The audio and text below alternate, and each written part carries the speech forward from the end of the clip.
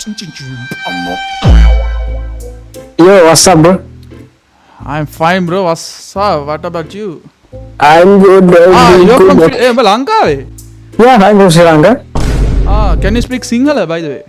I can speak like Poda, you can single ama. I can't, bro. Can you speak English? Yeah, I can speak English. Okay, okay. Yeah. මොකද Hi, Tamil? නෑ මං සිංහල සිංහල මේ ආතල් දෙන්න එපා. හරි. පොඩි ප්‍රශ්නයක් අහන්නද?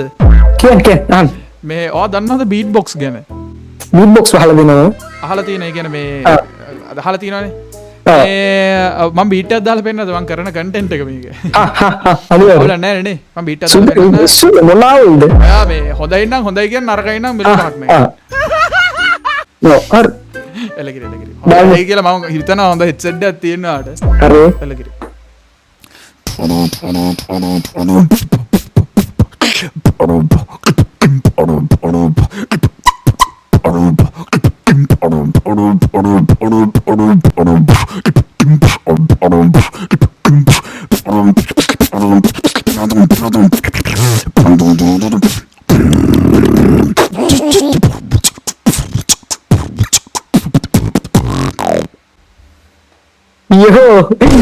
සිරාවට මඩර හල තිබ්බට මට සෙට්ලා නෑ හැමෝම අර ඉන්පර්සන් බීට් බොක්ස් කරලා දැල්ලා ඒක මරුවා